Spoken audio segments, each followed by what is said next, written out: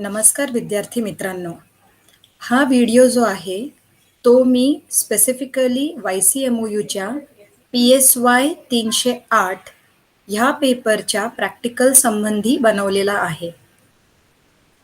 तर मी तुम्हाला हे सांगू इच्छिते की नाशिक आणि मुंबई ह्या दोन्ही सेंटरच्या जेवढे विद्यार्थी आहे त्या सगळ्यांच्या परीक्षेसाठी KTHM कॉलेज नाशिक हा केंद्र विद्यापीठाने नेमून दिलेला आहे.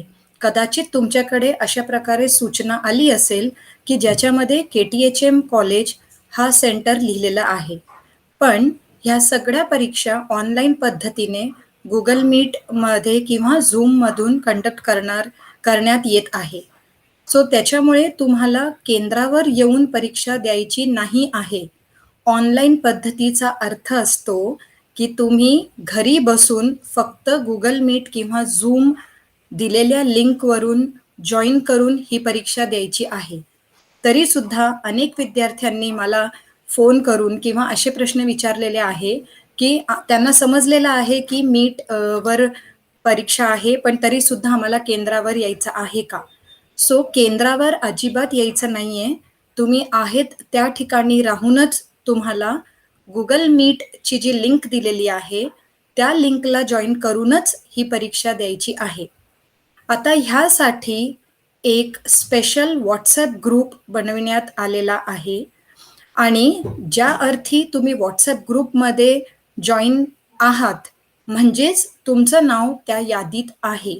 कारण YCMOU कडनं प्राप्त झालेल्या यादीनुसारच तुमचे नाव WhatsApp ग्रुपमध्ये जॉईन करण्यात आले आहे. तर जे विद्यार्थी ह्या ग्रुपमध्ये जॉईन्ड आहेत त्यांनी पहिले हे बघावं की प्रत्येक ग्रुपमध्ये एक डिस्क्रिप्शन नावाचा कॉलम असतो वरती. त्या डिस्क्रिप्शनमध्ये ह्या परीक्षेसंबंधी सर्व सूचना अतिशय स्पष्ट भाषेत आणि आपल्या मातृभाषेत दिलेल्या आहे. तरी ही अपेक्षा आहे की सगळ्या विद्यार्थ्यांना ती सूचना नीट समजेल आणि त्यांनी त्या सूचना वाचल्या पाहिजेत. सूचनेमध्ये स्पष्ट लिहिलेलं आहे की ही परीक्षा 30 ऑगस्ट या तारखेला सकाळी 8:30 वाजेपासून ऑनलाईन पद्धतीने Google मीटला जॉईन करून घेण्यात येत आहे. ह्या संदर्भात 50-50 मुलांची बॅच बनवलेली आहे आणि तुम्हाला काही टाइम स्लॉट दिलेला आहे. तर तुम्ही तुमच्या टाइम स्लॉटमध्ये लॉग इन करून परीक्षा द्यायची आहे. हे जे अलॉटमेंट आहे हे काटेकोरपणे फॉलो करणं अपेक्षित आहे, पण तरी जर कोणाला काही अडचण असेल तर ते वेगळ्या वेळेत जॉईन करू शकता. तर ही गोष्ट समजून घ्या. काही जणांनी हे पण सांगितलेलं आहे की माझं नाव यादीत नाहीये, पण असं होऊच शकत नाही. जर तुम्ही ग्रुपला जॉईन्ड आहात तर तुमचं नाव यादीमध्ये निश्चितपणे आहे.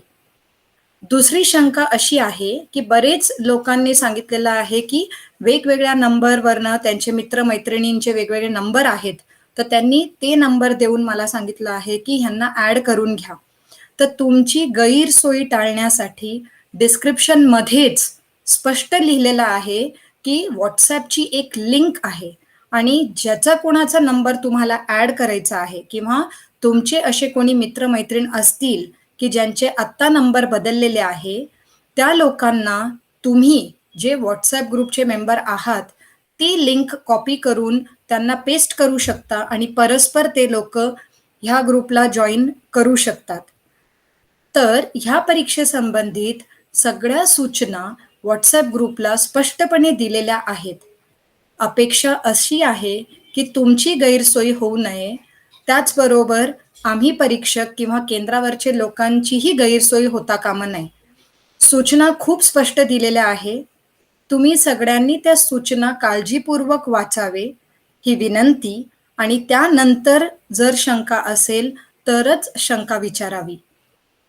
असं आढळतं की जे सूचना किंवा एखादी सूचना जर ग्रुपवर दिली आहे, सूचना टाकतात क्षणी 50, 60, 70 लोक लगेच वेगवेगळ्या नंबरवरनं मेसेजेस करून वेगवेगळ्या शंका उपस्थित करतात. पण ह्या शंका विचारण्याच्या अगोदर आपण सगळ्यांनी हे लक्षात ठेवावे की आपण मानसशास्त्र ह्या विषयाचे विद्यार्थी आहोत. तर आपण सूचना पहिले नीट समजून घ्यायला पाहिजे आणि समजल्यानंतर जर शंका असेल तरच प्रश्न विचारावे. ही जी पूर्ण परीक्षा आहे, ती ऑनलाईन पद्धतीने होणार आहे आणि परीक्षेचं स्वरूप हे तुमच्या केंद्रावर तुमचे जे शिक्षक आहे, त्यांनी तुम्हाला ह्याचं स्वरूप आधीच स्पष्ट केला असावं. कारण पी-एस-वाय 308 हा जो पेपर आहे, ते 2 भागात घेतलं जातं.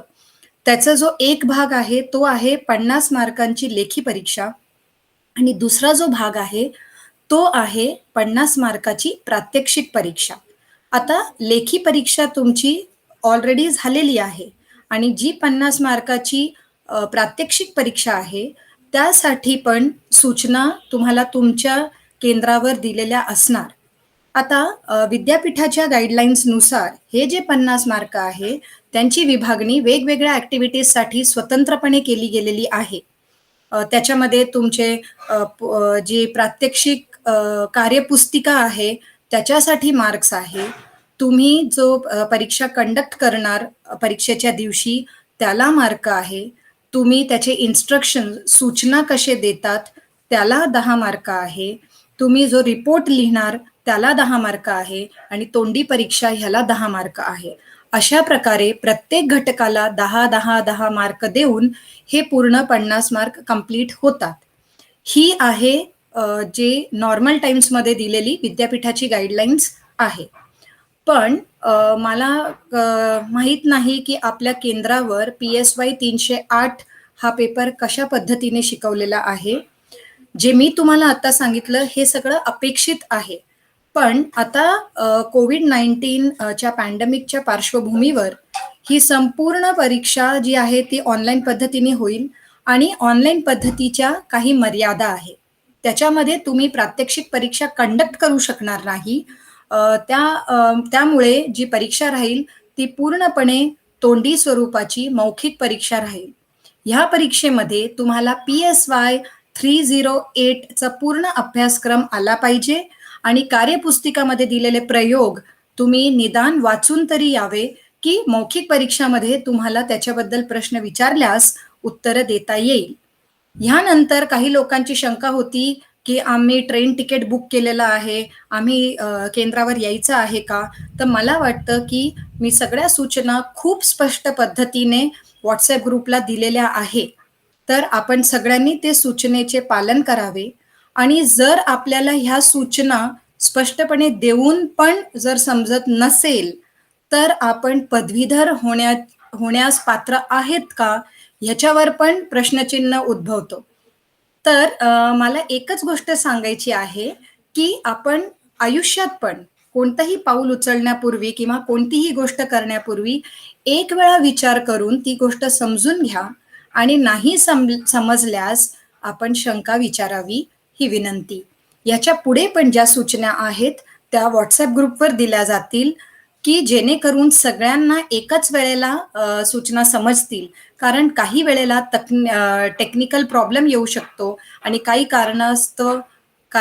कारणास्तव जर आम्हाला काही बदल करावे लागले, तर प्रत्येक मुलाला सांगणं हे कठीण आहे. जवळ-जवळ 250 मुलांची ही परीक्षा घेणं अपेक्षित आहे आणि जरी उद्या 30 ऑगस्ट तारखेला सगळ्या मुलांच्या परीक्षा कोणत्याही कारणास्तव नाही झाल्या, तरी उरलेल्या मुलांची परीक्षा 31 तारखेला घेण्यात येईल, अशी सूचना तुमच्या WhatsApp ग्रुपवर ऑलरेडी टाकलेली आहे. तर आपण सर्वांनी हे सगळे सूचना नीट वाचावे, समजून घ्यावे, ह्या पद्धतीने त्याची तयारी करावी आणि दिलेल्या लिंकवर उद्या आपापल्या वेळेवर जॉइन करून ही परीक्षा द्यावी. जेव्हा आपण Google Meetला जॉइन कराल, त्यानंतर पहिले आपलं नाव, जे आपण YCMUच्या केंद्रावर किंवा परीक्षा फॉर्ममध्ये दिलेला असेल, एस्पेशली स्त्रियांच्या बाबतीत त्यांनी हे नाव स्पष्टपणे चॅट बॉक्समध्ये लिहावे. त्याच्यानंतर PRN नंबर लिहावा आणि ही जी मौखिक परीक्षा राहील, ही ह्याच क्रमाने घेतली जाईल. तर सगळ्यांनी हे परीक्षा सुरळीत पार पाडण्यास मदत करावी आणि सहकार्य करावे ही विनंती. धन्यवाद.